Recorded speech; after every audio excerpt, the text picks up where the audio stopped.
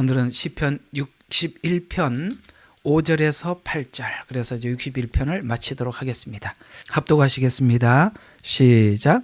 오 하나님이여, 주께서 나의 서원들을 들으셨으며 주의 이름을 두려워하는 자들이 얻은 유업을 내게 주셨나이다. 주께서 왕의 생명을 연장하리니 그리하면 그의 연수가 여러 대에 이르리이다. 그가 하나님 앞에 영원히 거하리니 자비와 진리를 예비하시어 그를 보호하소서. 그러므로 내가 주의 이름을 영원히 찬송하며 나의 서원을 날마다 이행하리이다. 재밌습니다. 이 내용이 한번 분석을 해보면 아주 엄청난 의미들을 담고 있습니다. 한번 일단은 이 본문 안에서 좀 주석을 하고 여러분들과 함께 내용을 설명해 들어가도록 하겠습니다. 한번 성경만 보십시오. 하나하나 보도록 하겠습니다. 나의 서원을 들으셨으며 라는 말은 지난날 우리가 다윗이 하나님 앞에 내가 그러니까 은혜를 받으면 우리가 막 그러잖아요. 하나님, 앞으로 내가 이렇게 하나님 앞에 이렇게 살겠습니다. 이렇게 우리가 막 고백하는 거 있잖아요. 뭐 우리가 저 같으면은 이제 정말 주님을 이렇게 딱 막닥뜨려서 만났을 때 내가 이렇게 평생 주를 위해서 살아야 되겠구나. 그래서 이제 하나님 앞에 저희가 사명을 받아서 지금 오늘까지 이렇게 오고 있는데, 여러분 각자도 주님과 이렇게 친밀하게 만났던 어떤 시간이 있었을 것입니다. 근데 그 시간에 아마 여러분들이 하나님 앞에 무슨 고백을 했을런지 한번 각자 생각을 해보십시오. 아마 그때 저 이제 하나님 떠나서 마음대로 살게요 이런 사람 아무도 없었을 겁니다. 그죠? 정말 이제 제가 이렇게 내 마음을 다잡고 앞으로 저의 삶을 바꾸겠습니다. 하나님, 제가 이렇게 살아가겠습니다. 아마 그런 것들이 있었을 것입니다. 그러니까 지금 다윗이 그 얘기를 하는 겁니다. 5절에 보니까 나의 서원들이라는 것은 지난날 하나님 앞에 내가 이렇게 살겠습니다. 우리는 서원 그러면은 언제 하나님 앞에 여러분 우리가 처음 주님을 만나서 그렇게 고백을 여러분들 다들 했을 겁니다. 그죠? 근데 이제 그 고백한 대로 살고 계시는 분 거의 없죠. 그렇게 살려고 마음은 있었죠. 이게 마음 없이 말을 하지는 않았습니다. 그러나 따라주지 않았을 것입니다. 그렇죠? 다윗도 마찬가지죠. 하나님 앞에 그런 고백을 가지고 살았습니다. 그러나 60장에 다윗은 자기 완전히 실패를 경험했었습니다. 내가 이렇게 하나님 앞에 살려고 고백한 거는 고사하고 마치 자기가 생각도 못한, 그러니까 상상도 못할 죄를 지었던 자기 자신을 보고 너무나도 충격을 받았을 것입니다.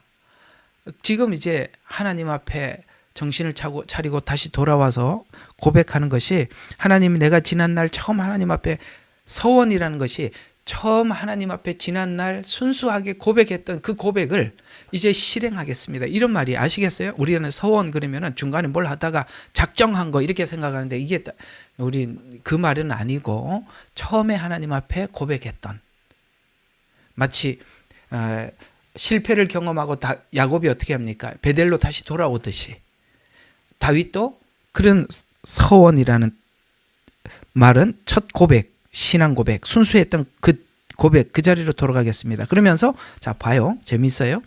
주의 이름을 경외하는 자, 두려워한다는 경외하는 자들을 주의 얻을 유업을 내게 주셨나이다. 자, 주셨나이다.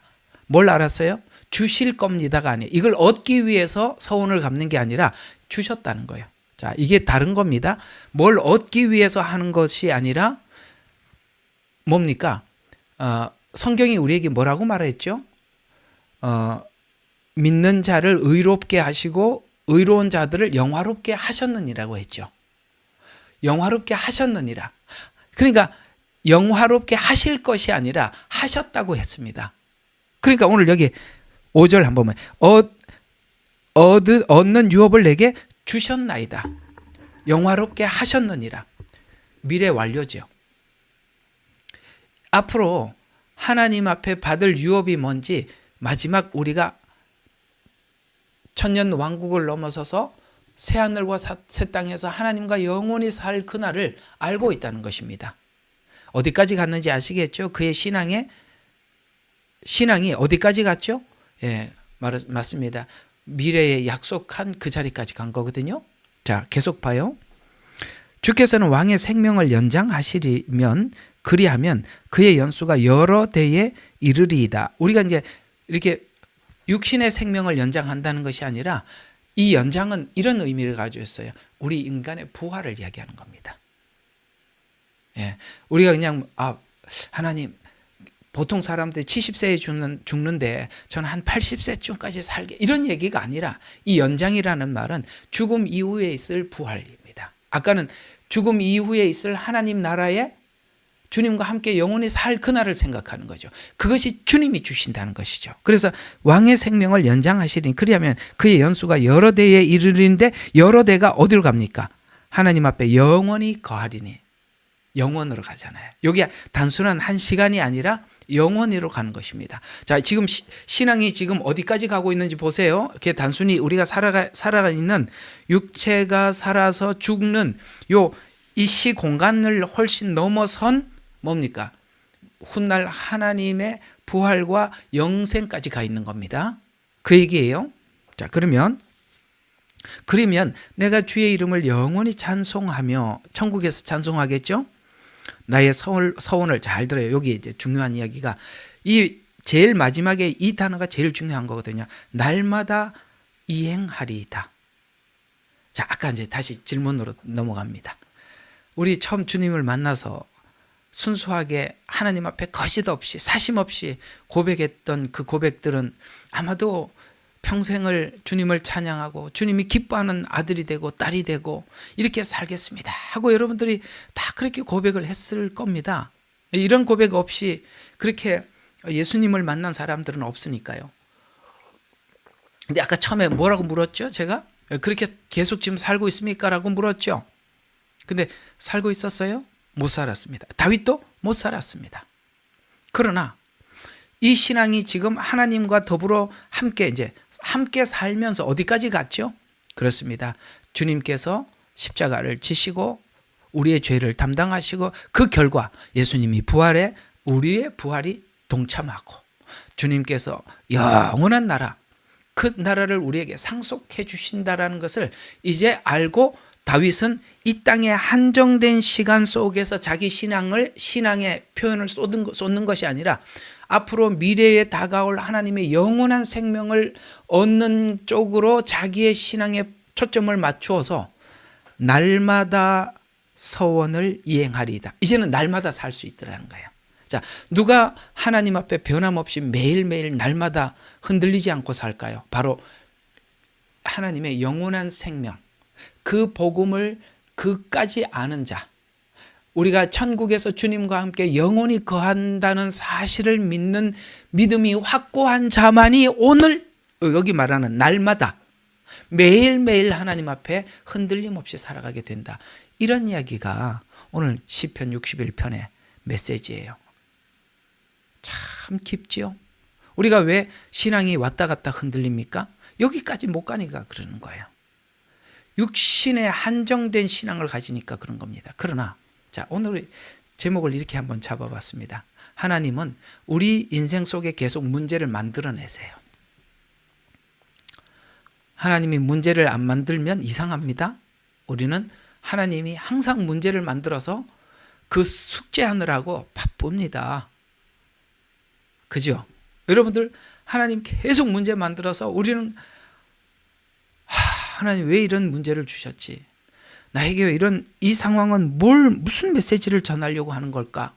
이런 항상 하나님 앞에 되물을 수밖에 없는 문제들을 주셔요. 그런데 이 문제가 뭐를 만드냐면 우리의 신앙을 깊어지게 만드는 겁니다. 자, 그 부분을 한번 정리를 해보죠. 하나님은 문제를 만들고 우리는 신앙이 깊어지고. 이렇게 바꾸는 게 훨씬 좋겠네. 그죠? 당장 제목을 수정하겠습니다. 만들고 우리 신앙은 또 오타가 나오네요.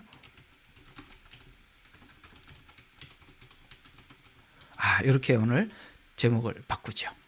자, 그러면 계속 한번 보겠습니다.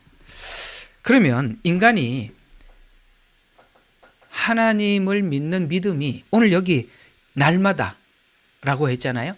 이렇게 신앙이 깊어지기까지 이 인간의 신앙은 인간이 가지고 있는 이기적인, 잘 들어요, 이기적인 종교성에서 시작한다는 걸 아셔야 됩니다. 영원히 주님과 함께 더불어 살아갈 그 영원한 나라를 바라보고 신앙생활을 하는 게 아니라 하나님께서 우리의 신앙의 출발 자체가 인간의 자기를 위한, 그야말로 아주 철저하게 자기를 위한 종교성에서부터 시작한다는 것입니다. 자, 그러면 그래요? 근데 어때요? 여러분, 우리 신앙의 시작이 하나님께서 우리를 향해 하셨던 그 은혜 때문에 시작했습니까? 아니면 그 주셨던 복음과 은혜는 은혜고 사실은 우리 마음은 뭐가 더 하나님 앞에 더 무게가 실려 있죠? 예수 믿어서 뭐가 이것도 잘 되고 저것도 잘 되면 좋지 뭐 이렇게 시작한 게 사실 맞죠? 그렇지 않는 분은 지금 나가셔도 됩니다. 하나님은 이상하게 우리의 이기적인 종교성으로 시작해요. 자, 야곱이 그런 얘기입니다. 자, 한번 봅시다. 야곱이 왜 그러냐면은 아브라함이 하나님으로부터 엄청난 언약을 받았어요. 그렇죠. 내가 너로 모든 민족의 복의 근원이 되겠다라는 이 엄청난 하나님의 축복을, 약속을 소유했어요. 그리고 아브라함은 분명히 죽을 거예요. 그죠? 그러면 이 복이 아브라함 후대에 넘어가겠죠. 그래서 이삭이 두 번째로 이어받습니다. 야곱이 태어나자 아브라함 이야기도 듣고 이삭 이야기도 들었습니다. 야곱이 가만히 생각을 해보니, 야, 아브라함도 그때 하나밖에 없었고, 그죠? 아브라함 하나니까, 계약의 당사자니까. 이삭도 하나밖에 없었으니까 자연히 그 언약이 승계됐겠죠. 야곱이 생각해 보니까 둘이야. 형이 또 있는 거야. 그러니 야곱은 어떤 생각을 했을까요? 야, 이거 형인 때 빼앗기고 싶지는 않고 내가 가졌으면 좋겠다. 그러려면 어떻게 하면 좋지? 고민을 했는데 마침 이삭이 어느 날 형이 뭐예요? 사냥을 하러 가고 난 뒤에 이제 형이 있는지 없는지 잘 모르니까 내가 조부 아브라함, 그 다음에 아브라함으로부터 받았던 그 복을 내가 에서에게 주겠다고 마음을 먹고 에서를 불러오라고 하는데 리브가가 수를 쓰지요.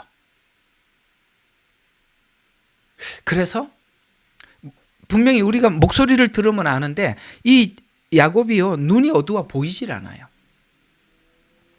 그래서 이제 우리 그 성경 이제 이야기 다 하려면 끝이 없으니까 어쨌든 온몸에다가 염소토를 붙이고, 그런데 목소리는 형 흉내를 못 내니까, 야, 이삭이 축복을 하려고 탁 들어보니까 뭡니까? 야, 목소리는 야곱인데 몸을 만져보니까 뭐예요?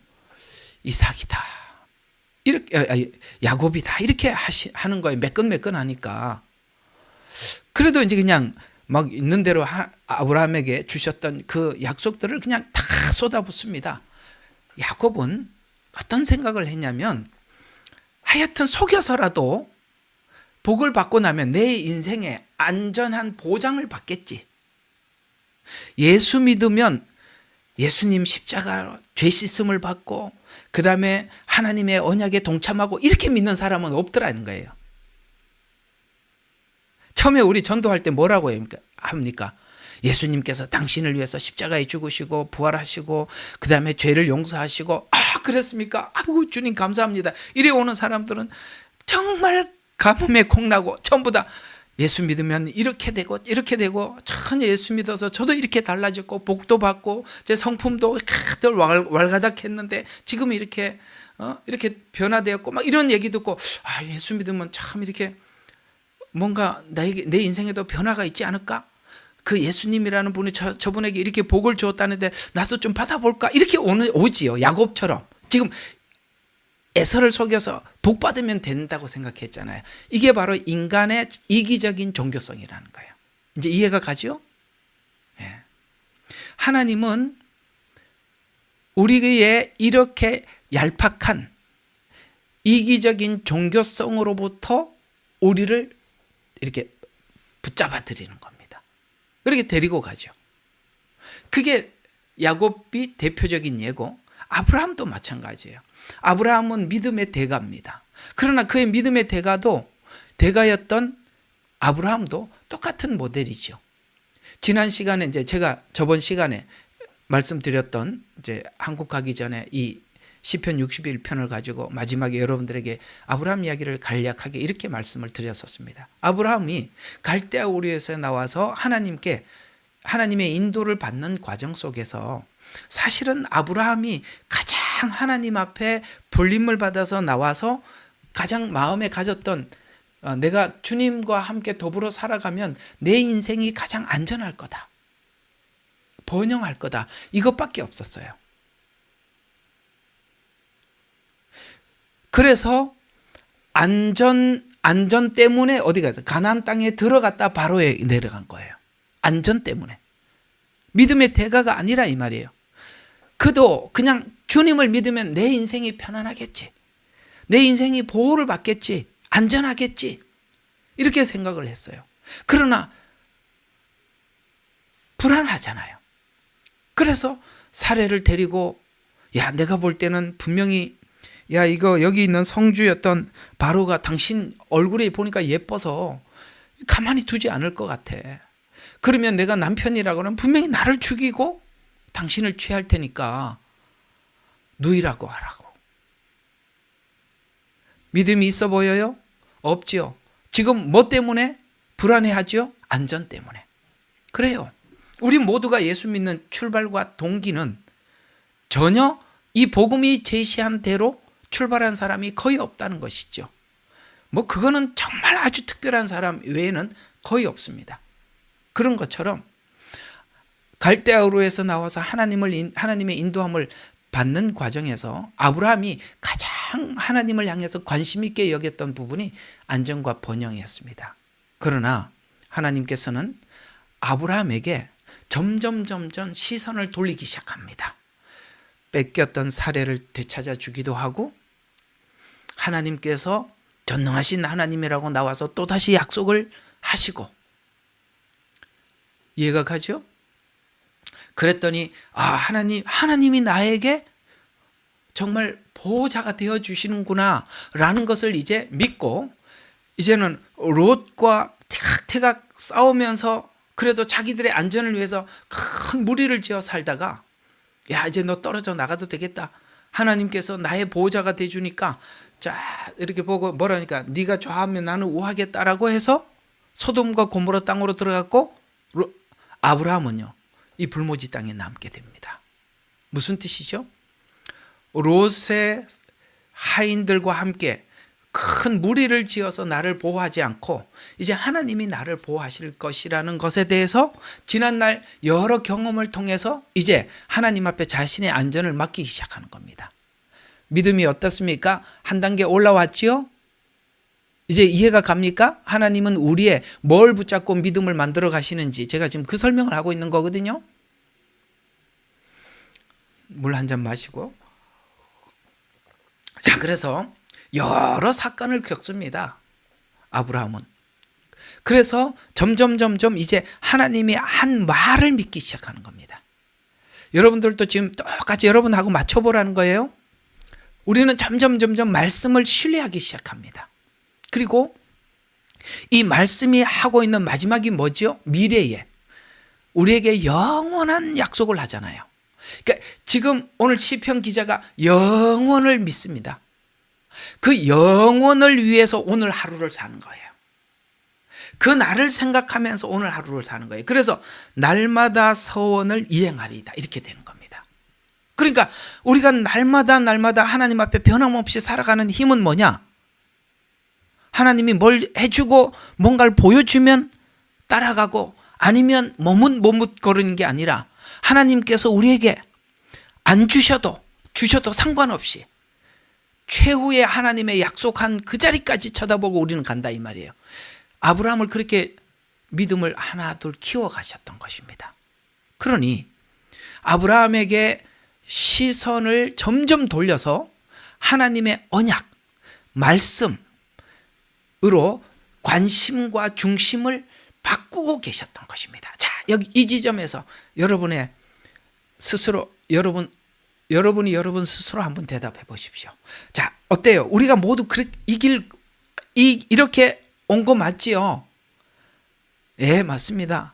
우리는 야곱과 같이 아브라함과 같이 이렇게 시작을 했었어요. 그런데 이렇게 살다 보니까 하나님이 수많은 일들을 만들어서 그때마다 우리는 우리 방법으로 뭔가를 때우고 슬쩍 넘어오고 이렇게 했었었는데, 그런데 뒤를 돌아보면 그런 크고 작은 사건 속에 하나님께서 우리 인생을 개입하셔서 나도 모르게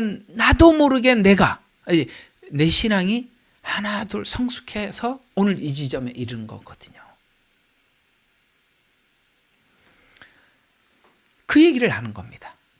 그래서 하나님의 인도를 받은 아브라함은 자신의 생존과 안전보다 이제는 점점 하나님의 말씀에 집중하게 되고, 여러 사건을 겪으면서 말씀을 믿게 되고, 미래의 약속인 마지막 언약, 아까 여기 영원한 언약을 믿음으로 받게 됩니다. 이렇게 하나님을 믿는 사람들, 정말 하나님을 믿는 사람들은 하나님께서 삶을 인도하는 과정에서 성경이 약속한 정점, 말씀과 언약을 더 소중히 여겨. 이해가 가면 자기의 안정과 번영이 아니라 이제는 하나님의 말씀에 나를 맡기는, 그래서 말씀과 언약을 더 소중히 여기며 인생을 살도록 인도하시. 이게 하나님이 우리에게 목적하신 바라는 거죠. 둘째 아들 방랑기가 똑같죠. 둘째 아들의 방랑기도 동일한 의미를 가지고 있는데, 둘째 아들은 자신의 방식대로 삶의 방향을 정해놓고 살다가 돌이켜 아버지 집에 돌아간 후에, 그러니까 여러 실패를 경험한 후에 자신의 배고픔을 해결하기 위해서 집에 왔어요. 이해가 가요? 아브라함과 야곱도 자기의 안전을 위해서 시작했어요. 둘째 아들도 배고픔을 해결하기 위해서 집에 왔는데, 아니 나는 배고파서 왔는데 아버지는 배고픈 거는 잔치를 벌여서 딴 사람도 다 먹이고 나도 먹여주고, 거기다가 보너스로 뭐예요? 옷도 신도 반지도 잔치를 벌여주더라는 것이죠. 여러분, 제가 여러분들과 함께 제사를 하면서 여러분 속죄제와 속건제를 하고 난 뒤에 보상에 대해서 여러분 굉장히 강조한 거 기억하십니까? 그걸 하나님 앞에 속죄제와 속건제를 드리고 나면 그 속죄와 속건제를 드린 자에게 주어지는 더해지는 보상이 있다 그랬잖아요. 둘째 아들이 한 거는, 자, 아브라함이 한 거는 한 가지밖에 없어요. 하나님이 갈대아 우르에서 나오라 그래서 나온 거밖에 없다고요. 둘째 아들은 사실 아버지께 돌아갔는데 배고파서 이유는 자기 허기 채우러 간 거예요. 야곱도 이 아브라함에게 준 축복을 받고 나면 내가 천하만민의 나를 통해서 천하만민이 복을 받겠구나는 사실 관심이 없어요. 그냥 그렇게 하면 내 인생도 하나님 앞에 보호받거니, 이렇게 시작한 거라고요. 그거 하나 붙잡고 하나님이 뭘 했어요? 옷을 입혀주고 신을 신겨주고 반지를 끼워주는 거예요. 여러분, 옷을 입혀줬다는 것은 옷은 신분을 바꿨다는 것이고, 신을 신겼다는 것은 내 아들이라는 뜻이에요. 그 당시 종들은 신을 안 신었다고요. 아들만 신었다고요. 너는 내 아들이다, 이런 의미에서 신을 신겨준 겁니다. 반지를 끼워줬다는 것은 권리를 준 겁니다. 이게 기도예요. 이게 기도예요. 그러니까 이게 무슨 이게 여기 우리 가만 있어봐요. 우리 정재순 성도님 들어왔나요? 들어오라고 좀 누가 좀 소개를 해주세요. 여기 이게 지금 예배하는 줄 모르고 여기다 올렸네. 예, 정재순 성도님. 자, 다시. 그러니까 신을 신겨, 자, 옷을 입에 신분을 바꿨다. 신을 신겨줘. 너는 내 아들이다. 반지는 기도예요. 전에는 너희가 내 이름으로 기도하지 아니하였으나 구하라 그러면 받으리니 너희 기쁨이 충만하리라. 예수 그리스도의 이름, 반지, 지장이라는 거예요. 그래서 기도 끝에는 예수 그리스도의 이름으로 기도합니다 라고 끝이 나죠. 이게 반지예요. 지장 탁 찍는 겁니다.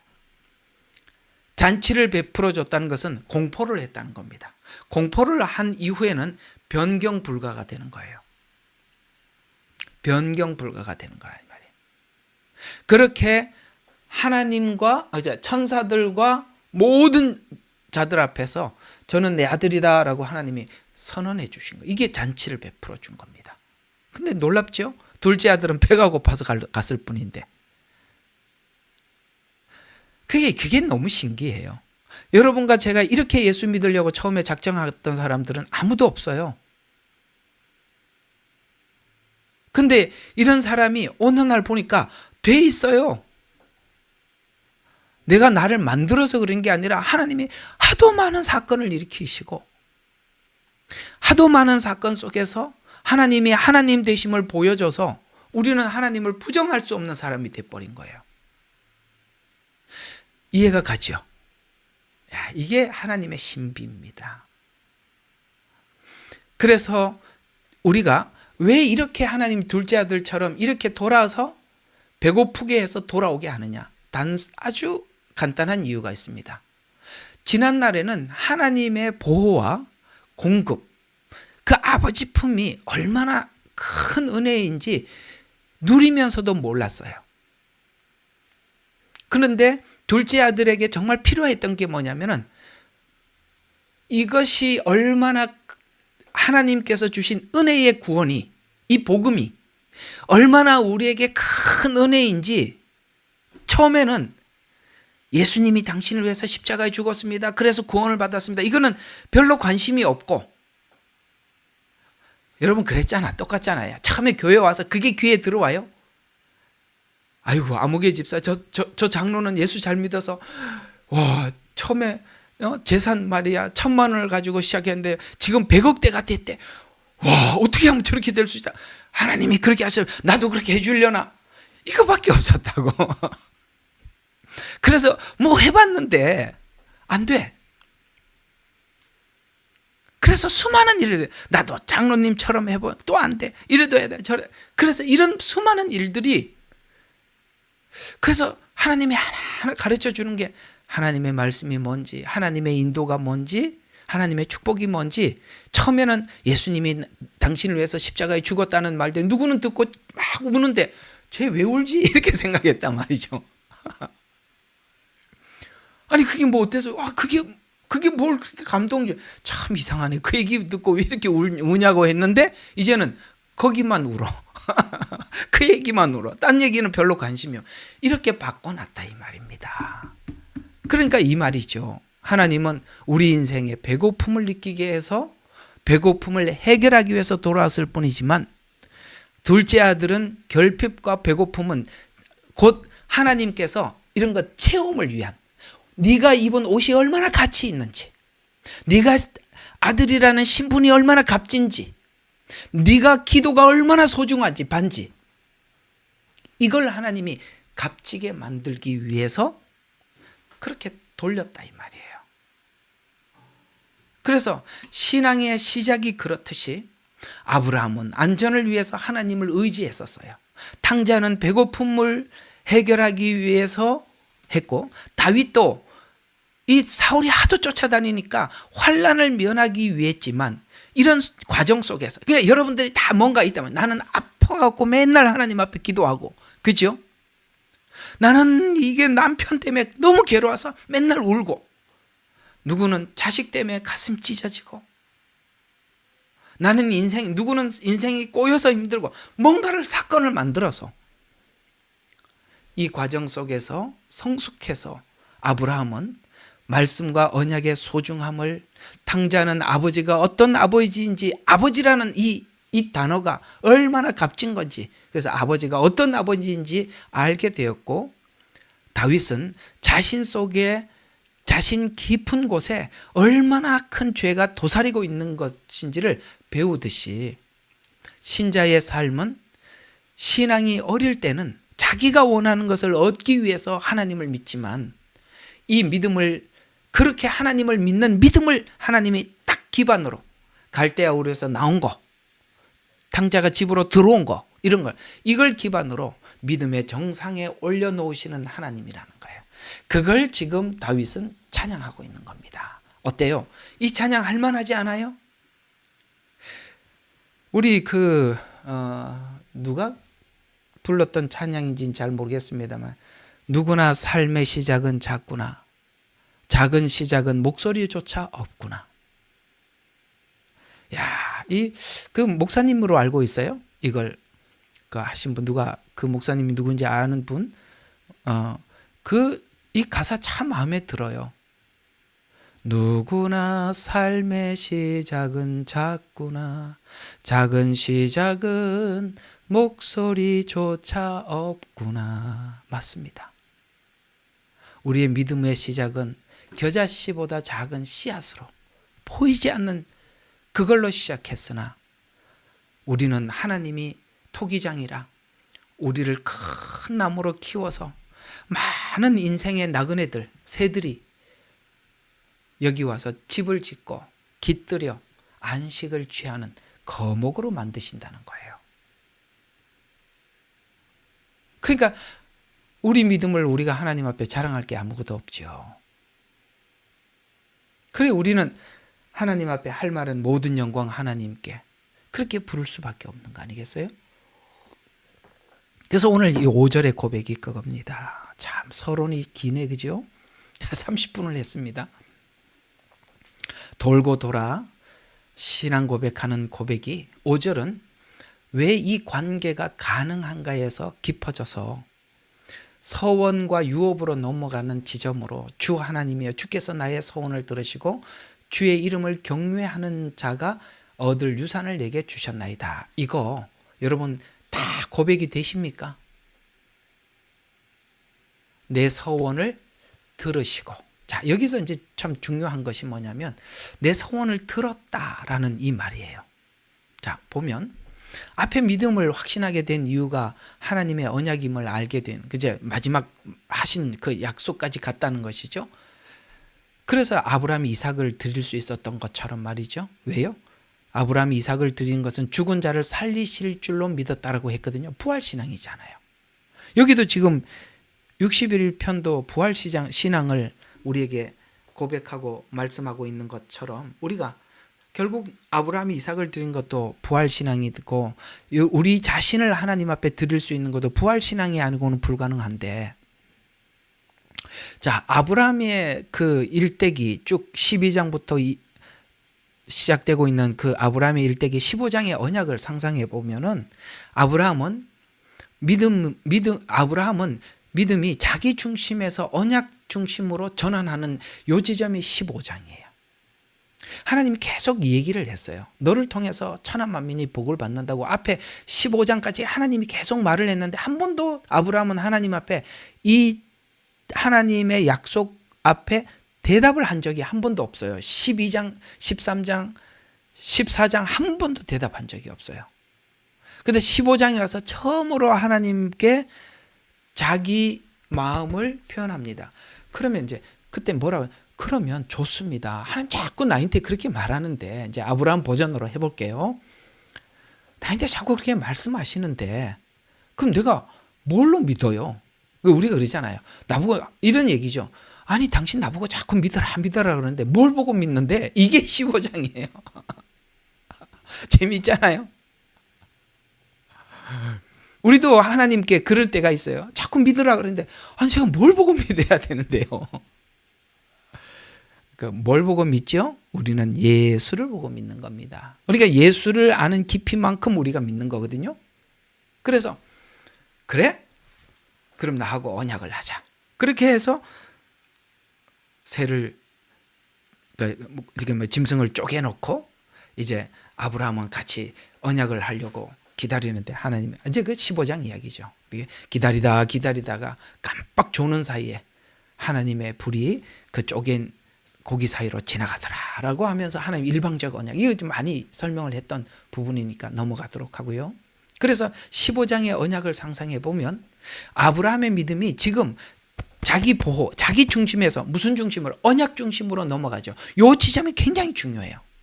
자, 우리가 저는 여러분들과 함께 주일 낮에는 로마서, 저녁에는 예언서를 합니다. 근데 예언서는 전부 다 미래형이다 보니까 언약이잖아요. 약속이지 않습니까? 그건 우리가 앞으로 믿음이 없이는 미래에 대해서는 우리가 가지고 올 수 없어요. 맞죠? 과거에 대해서 믿을 수는 있어요. 하나님께서 내 인생에 이런 일들이 내 인생에 일어났던 것들은 하나님이 내 인생에 이런 문제를 처리하고 이런 문제를 해결하기 위해서 내 인생 과거가 이랬었구나. 과거는 이해할 수 있어요. 그러나 미래에 대한 믿음은 또 다른 거예요. 미래에 대한 믿음은 상대방에 대해서 완전히 신뢰하지 못하면 미래는 못 믿는 거예요. 예언서는 그런 특징이 있어요. 그래서 예언서를 이상하죠? 우리가 교회 안에서 예수님 다시 오십니다. 주님 다시 오시면 이 세상을 하나님 심판하십니다. 우리 여러분들 바깥에 가서 그렇게 떠들어대고 주님 오실 날이 멀지 않았습니다. 그래서 사람들이 뭔 소리요? 뭘 오기는 뭘 와? 뭐 이렇게 얘기하잖아요. 예수님이 왜 오는데? 이런 사람 너무 많잖아요. 이게 무슨 뜻이냐면 미래에 대한 믿음은요, 믿음의 꽃이에요. 절정이라 이 말이에요. 예언서는 누구나 믿을 수 있는 부분은 아닙니다. 근데 아브라함께서 15장에 보면 이제는 하나님께서 내가 미래에 대해서 질문을 하니까 뭘로 믿습니까? 미래에 대한 약속을. 거기 쪼갠 고기, 짐승은 누구지요? 예수님이잖아요. 지금 이게 아브라함에게는 우리가 알고 있는 대로 표현하지만 아브라함은 지금 하나님께서 약속한 예수를 보고 있는 겁니다. 그러니까 예수는 뭡니까? 미래의 약속의 주인. 너희가 감을 본 그대로 오리라. 주님 재림을 약속하고 올라가셨어요. 이런 것처럼 우리가 예수를 믿는다는 것은 미래의 예수님께서 하신 모든 말씀들에서 내가 너희를 위해서 처소를 예비하려고 간다. 이렇게 말씀하셨죠? 주님은 우리가 살 집을 준비하고 있다는 것을 우리는 믿고 있어요. 그리고 나 있는 곳에 너희도 있게 하리라. 이걸 믿는다는 거죠. 이게 언약 중심의 신앙이거든요. 그러니까 지금 아브라함은 자기 중심의 신앙에서 언약 중심의 신앙으로 넘어가는 요 지점이 창세기 15장이란 말이에요. 이 지점까지 아브라함이 혼자 온 게 아니라 앞에 너무 많은 사건들 때문에 이제는 하나님의 말씀을 믿을 수밖에 없고 신뢰할 수밖에 없고 하나님께서 자기가 원하는 안전과 보호를 하나님께서 지금까지 울타리를 쳐주셨잖아요. 그래서 하나님을 보고 확인해서 드디어 하나님과 대화를 하기 시작하는 이 순간 자기 중심에서 언약 중심, 다른 말로 말씀 중심으로 전환하는 이 시점이 창세기 15장이라는 것이죠. 그래서 하나님을 향한 믿음이 중심에서부터 고백할 수밖에 없는, 그래서 이제는 요 지점에 오면 우리가 하나님 앞에 이렇게 나와야 정상이래요. 여러분과 제가 바로 자기 중심에서 하나님의 말씀을 믿는 믿음의 중심, 그러니까 말씀 중심으로 넘어가는 요 지점에서 내가 지금 하나님의 말씀을 믿는 중심으로 내 신앙이 넘어간다라는 가장 분명한 증거가 뭐냐면 내 서원을 들으시고 이 말이에요. 짧지만 이 말이 의미하는 것은 굉장히 광범위해요. 어떤 의미에서 광범위하냐? 무슨 말이냐? 하나님께 자신을 드리겠습니다. 전제로, 기쁨으로. 하나님, 옛날에는요, 나 중심이었어요. 내가 이거 뭘 얻기 위해서 하나님 앞에 하고, 또 저걸 얻기 위해서 이거 하고, 하나님 11조를 내면 하나님께서 너희 창고의 문을 열면 복을 쌓을 것이 없도록 붙지 아니하나 보라라고 했기 때문에 11조를 드립니다가 아니라 마땅히 드릴 걸 드립니다. 감사하면 하나님께서 또 다른 감사할 걸 주겠죠라고 해서 감사를 하는 게 아니라 마땅히 하나님 앞에 이해가 가요? 달라진단 말이에요. 서원을 들으시고라는 말은 그 말이라 이 말이에요. 내가 뭘 얻기 위해서 하나님 앞에 하는 것이 아니라 하나님께서 내게 하신 것을 마땅히 살아가는, 그때 우리가 하나님 앞에 기쁨으로 한단 말이에요. 옛날에는 조건으로 했지만 이제는 기쁨으로 하더라. 그래서 전제는 하나님께 드리는 제물에 포도주를 붓는 거예요. 이 포도주를 붓는다는 것은 기쁨으로 드린다는 거예요. 이 제물이라는 것은 죽은 자예요. 죽었잖아요. 자기를 부인하고 자기 십자가를 지고 주를 따르라는 것에 뭐를 부어요? 기쁨을 붓는단 말이에요. 옛날에는 죽지 못해서 따라갔는데 즐거움으로 가더라. 이제 아시겠어요? 이걸 하나님이 뭐라고요? 들으시고. 자, 여기서 들으시고라는 이 말은, 여기서 중요한 것은 하나님께 내가 약속을 했다가 아니라 하나님이 그것을 들으셨다로 좀 말씀하고, 여기 보세요. 본문이 들으셨으며 이렇게 말했잖아요. 그러면 들으셨다라는 말은 무슨 뜻이냐? 우리가 하나님 앞에 서원의 가치는, 자, 이게 굉장히 중요한 적용 부분이에요. 서원의 가치는 내가 하나님 앞에 이렇게 하겠습니다라는 결심이 아니라 하나님께서 받으시는 데 가치가 있어요.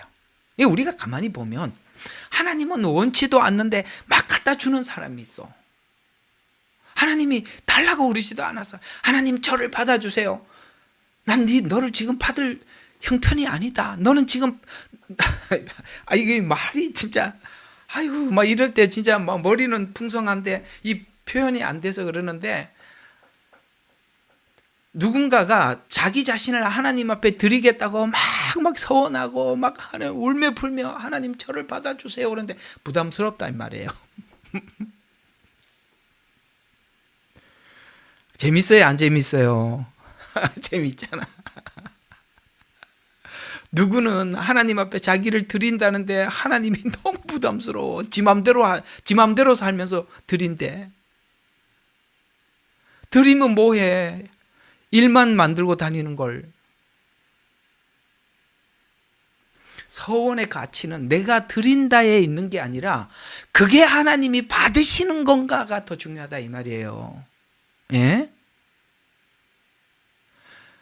자, 이 이야기를 여러분들한테 풀어드리려면 모세가 40세 때 자기를 드리려고 온 몸을 던졌어요. 금방 이해가 가지요. 하나님이 받을 수가 없어요.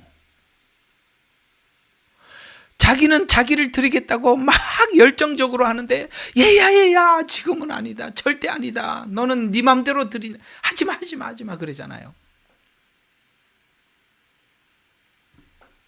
가끔씩 보면 하나님이 부르지도 않는데 지 맘대로 신학교 온 친구들이 얼마나 많은지 몰라.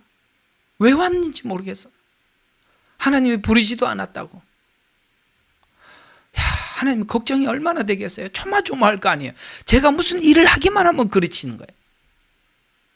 그럼 하나님 뭐라고 했어요? 제발 드리지 마라. 좀 쉬어라. 너는 가만히 있는 게 나를 돕는다. 입 좀 다물어라. 설교하지 마라. 사람들 돌보지 마라. 안 돌보는 게 더 낫다. 사람들 돌본다고 하면서 엄하게 교회 분열이나 시키고 하지 말라 말이에요. 들으셨고 참 중요한 겁니다. 그렇다면 하나님께서 자신의 삶을 자신이 드린 자와 하나님이 받으시는 삶을 사는 자의 차이는 뭐냐? 하나님께서 은혜를 베푸심에 감사해서 드리는 거예요. 여러분, 하나님이 베푸신 은혜에 감사해서 자신을 드리는 사람은 자신을 드려서 다른 하나님 앞에 자기를 드릴 때마다 은혜를 담고 드리겠죠. 그러면 누구를 가장 먼저 생각하겠어요? 하나님을 먼저 생각하죠. 그러니까 하나님을 마음에 두지 않는 사람들은 하나님을 생각하지 않고 자기를 생각하는 거예요. 하나님이 언제 우리를 드리라고 하지요? 우리 마음속에 은혜가 담겨 있을 때. 또 하나, 하나님께 받으심직한 기쁨으로 드리는 사람들은 하나님께 마땅히 드려야 할 것을 드린다고 생각하고 드리는 자들이에요. 아이고, 나는 주를 위해서 사는데 이렇게 고생을 해. 나는 막 이렇게 막 할 때마다 짜증내면서 하는 게 아니라 무슨 상황이 내게 다가오더라도 주님, 마땅히 해야 될 일을 할 뿐입니다. 내가 언제 좋은 것만 하나님 앞에 기대하겠습니까? 좋은 상황만 기대하겠습니까? 어떤 상황에 어떤 형편을 내게 이렇게 허락하시더라도 감수하며 가겠습니다. 받아들이면서 가겠습니다. 아유, 우리 사역을 하면서도 할 때마다 투덜투덜 거리는 사람 보면 옆에 있는 사람도 너무 힘들다 이 말이. 예? 할 때마다 하고 난 뒤에 뒤에 돌아서서 뭐 어떻니 저떻니 헛소리하고 말이에요. 왜 하는지 모르겠어요. 뒤에 궁시렁궁시렁 그러려면 하지 말라고. 그건 자기가 자기를 드리기 때문에 그렇다고. 바울이 말하잖아요. 그가 하나님 앞에 자기를 드리는 이 삶을 사는 그 상황 속에 얼마나 여러 가지 상황을 만나요. 불평합니까? 빌립보서 쓰면서 얘들아, 내가 너희들한테 이 편지를 쓰는데 내가 이 빌립보 뭐 이걸 쓰기 위해서 내가 이 고생하고 저 고생하고 이런 얘기 한마디도 안 하고 자기 고생은 1도 없어요. 거기다 글 한자도 안 적어놓고 뭘 합니까? 빌립보 교인들을 위해서만 글을 쓰잖아요. 에베소서를 쓰면서 내가 에베소에서 뭐 이렇게 하고 뭐 이런 얘기를 쓰지 않고 그 에베소서 교인들에게 필요한 것만 전하잖아요. 자기에게 찾아오는 수많은 어려움들이 너무너무 많았지만 전부 다 감수하고 넘어가는 거예요. 들으시고. 아시겠습니까? 또 하나님께 드렸지만 이렇게 하나님 앞에 드리는 자들은 하나님께 드렸지만 자랑할 것이 없습니다가 되는 것입니다. 할 얘기가 없는 거예요. 뭘 드려도. 그래서 결심과 서원의 중요한 점은 내가 드렸다가 아니라 뭐가 중요하다고요? 하나님이 받으시는가가 더 중요한 거예요. 우리는 하나님이 받고 안 받고는 별로 관심이 없고 그냥 나를 드리는 것. 드리는데 너무 자기 방식대로 되니까 하는 것마다 하나님의 방해거리가 되는 거예요. 열심은 있지만 예수님이 바울에게 그랬습니다. 너는 내게 늘 거친다고. 그렇죠? 그래서 항상 걸림돌이 되더라는 거예요. 자, 여기서 우리 이렇게 드렸지만 하나님께 걸림돌이 되었던 몇 사람 한번 볼까요? 가인은 하나님께 자신을 드렸습니다. 그렇죠? 그러나 하나님 받지 않으셨어요. 왜요? 땅의 소산을 드렸다라고 성경은 이야기하는 거. 제가 이게 무슨 뜻인지 한번 설명해 드렸죠. 하나님은 아담과 하와가 범죄하고 난 이후에 땅을 저주하셨습니다. 살 때는 하나님이 저주한, 하나님이 기뻐하지 않는 일만 평상시에는 뺀질뺀질하게 하는 속만 썩이다가 하나님 앞에 예배 드린 날 대충 착 곡식을 잘라가지고 하나님, 제가 하나님 앞에 제물을 가져왔습니다. 받으시죠. 그러면 받겠습니까?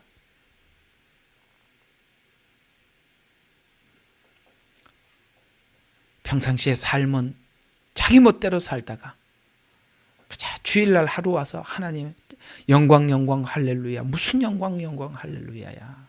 에? 또 바리새인도 그랬습니다. 하나님을 섬겼지만 사람의 영광을 구했습니다. 이게 자기가 자기를 드리는 자들에게 나타나는 현상들이래요. 그래서 드림이 중요하지 않고 받으시는가가 중요하다는 것이죠. 제사는 드렸지만 순종은 아니다. 여러분, 사울도 그랬습니다. 하나님께 드리기 위해서 양과 이런 것들을 잔뜩 가지고 왔습니다. 하나님 앞에 제사하기 위해서 가져왔대요. 하나님이 아니야. 나는 네가 이런 걸 가져와서 나에게 드리는, 이거는 무슨 저 잡신인을 섬기는 잡신들 있잖아요. 하나님이 아닌 그 잡신들을 섬기는 방법이죠. 하나님은 삶을 날마다 서원을 이행하리다. 삶을 살아라 이 말이에요. 순종이 제사보다 낫고 라고 말합니다. 이 말은 뭐죠? 순종은 없고 제사만 있기 때문에 하나님 받지 않으신다는 것입니다. 주의 이름을 경외하는 자녀가 얻을 유산이 뭡니까? 이는 보호에서 상속까지. 로마서 8장 17절에 보니까 자녀이면 또한 상속자요 곧 하나님의 상속자다라고 말을 하고 있습니다. 그렇습니다. 하나님의 자녀들은 이렇게 하나님 앞에 보호를 받는 거예요. 아브라함이 갈대아우를 떠났을 때 진심이었어요.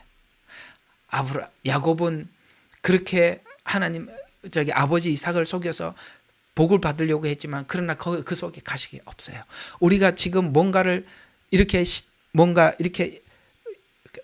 이게 표현이 그래요. 하여튼 얍삽한 방법으로 복을 받으려고 그렇게 한 것 같아지만 진짜 중요한 건 우리 마음속에 진심이. 하나님과의 관계는 자녀 관계. 그래서 장막에 거하는 것이 가능하더라. 장막에 거한다는 이 장막은 이 장막절은 뭐냐면은 마지막 천국에 함께 사는 것을 이야기하는 겁니다. 이거 나중에 절기할 때 하도록 하고 지나갑시다. 자, 로마서 8장 30절. 아까 이제 여러분 그 5절, 이게 오늘 다 하려는데 5절로 끝나네, 그죠? 유업을 내게 주셨나이다라고 했어요. 지금 다윗이 유업을 받은 상태는 아니거든요. 근데 주셨나이다라고 이렇게 미래 완료형으로 표현했다고 아까 말씀드렸잖아요. 주셨나이다. 이 말이 똑같이 로마서 8장 30절에 이렇게 영화롭게 하셨느니라 똑같은 겁니다. 우리가 성경을 믿고 예수님을 믿고 말씀을 따라 믿고 믿음이 완성되어서 믿음의 정상에 서면 앞으로 미래에 다가올 하나님의 수많은 약속들이 지금 현재 내 앞에 와 있어요. 그리고 그것이 미래에 얻을 하나님의 약속이 아니라 현재 내 삶 속에서 그것을 얻은 자처럼 산다 이 말이에요. 아버지 집에서 아버지의 아들로 살 겁니다.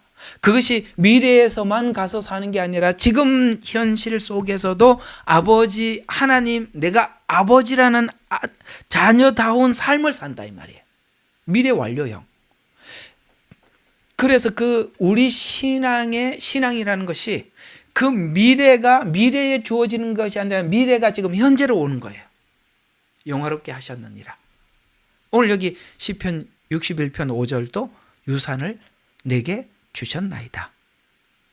이 말입니다. 어떻습니까? 자, 오늘 이야기들을 한번 쭉 정리를 해보면 이런 생각이 들지 않습니까? 재미있죠? 우리 신앙을 하나님이 어떻게 뭘 붙잡고 갔는지. 야곱같이 시작했던 거죠. 우리도. 그렇죠? 예수 믿고 좀 잘 돼볼까? 저 사람은 예수 믿고 이렇게 됐다는데. 그래서 처음에 이렇게 교회 다닐 때 옛날에는 참 간증들을 많이 했어요.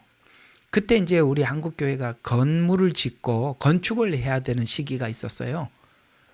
옛날에 벽돌로 그냥 부르크로 교회를 대충 지어서 살다가 보니까 교인들이 이제 많이 모여드니까 그걸 헐고 교회를 큰 예배당을 지어야겠는데 이게 성도들에게 헌금을 해야 뭘 하지. 그러니까 제 기억으로는 옛날에 아주 어떻게 하다가 거부가 된 분들이 일정이 바빴어요. 어디 가서 간증하러 가고 또 다음 스케줄 또 가서 간증을 하고. 이게 간증들이 다 뭐냐? 나는 옛날에 거지처럼 다 사업 실패하고 이렇게 살았는데 예수 믿어서 하나님께서 새벽 예배 열심히 하고 하나님 어느 날 딱 사업에 대한 어떤 힌트를 하나 주셔서 제가 이렇게 해서 거부가 되었습니다. 그거 듣고 전부 다 나도 이렇게 했다고요?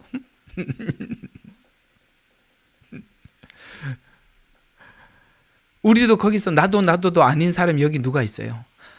주님, 저는 싫습니다. 저는 그래도 십자가의 길을, 전 그냥 골방에 살아도 좋습니다. 이런 사람 거의 없었거든요. 근데 하나님이 야곱에게 그걸 붙잡고 나중에 야곱이 죽을 때 어떻게 했는지 아세요? 성경에 바로가 세계 최고 아니에요. 거기다 딱 갖다 놓고 내 생각은 그래. 발장 딱 끼고 내 아버지 하나님은 하면서 너 나한테 안수 받으라 하면서 바로가 야곱한테 딱 안수 기도를 받아. 그 배짱이 어디서 나왔어요? 하나님을 아는 지식인 거예요. 하나님이 야곱을 그렇게 만드네요. 처음에. 근데 야곱이 뭘로 시작했다고요? 눈 살짝 속여서 복 받으면 되겠지.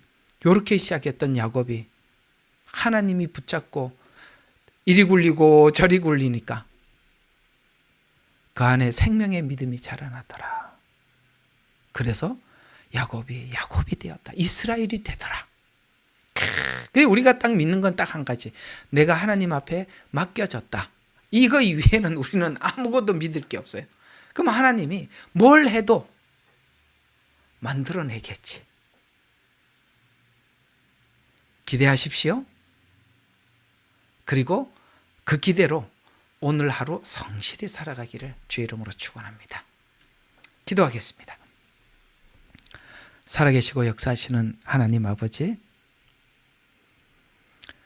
우리 인간의 그 야가 빠지고 또 이기적인 그것을 통해서 하나님의 거룩함을 이루어 가시는 하나님을 찬양합니다. 내가 믿는 것은 오직 하나님을 믿는 믿음 이외에는 아무것도 없습니다. 삶의 시작은 작은 시작은 목소리도 없이 출발을 하나 하나님은 그 작은 목소리 하나 받으시고 믿음의 거구를 이루어내시는 하나님이십니다. 우리가 믿는 것은 내게 지금 어떤 형편이 처해져 있던지 간에 하나님 손에 붙들려 있다는 것, 그것 하나 자랑합니다. 그거 하나 우리에게 전부입니다. 그러니 오늘 하루도 하나님 앞에 붙들린 자로 성실하게 하루하루를 살아내게 하옵소서. 예수님 이름으로 기도드렸습니다. 아멘. 예레미야의 눈물은 시대에 맞는 말씀 선포와 변질되지 않은 순수 복음을 외치고 있습니다. 함께 연결되어 하나님께 예배드리며 이 마지막 때에 하나님께 쓰임받길 원하시는 분은 카카오 채널로 연락 주시면 연락드리도록 하겠습니다. 고정 댓글에 채널 경고와 착제에 대비한 예비 채널과 제2채널 링크를 올렸습니다. 이 채널 또한 구독 부탁드리겠습니다. 감사합니다. 우리는 역사상 가장 중요한 시점을 지나고 있습니다. 하나님께서는 하나님의 일을 하시기 전에 사람을 준비시키셨음을 우리가 알고 있습니다. 하나님 말씀은 마지막 때에 대추수, 대부흥의 때가 있다고 분명히 예언하고 있습니다. 아멘. 하나님의 말씀이 그대로 성취될 것을 믿습니다. 예레미야 눈물은 잠자는 교회와 영혼을 깨우기 위해 노력하고 있습니다. 이 가슴 뛰는 일에 함께 하길 원하시는 분은 카카오 채널로 연락 주시기 바랍니다. 당신은 위대한 하나님의 사람입니다.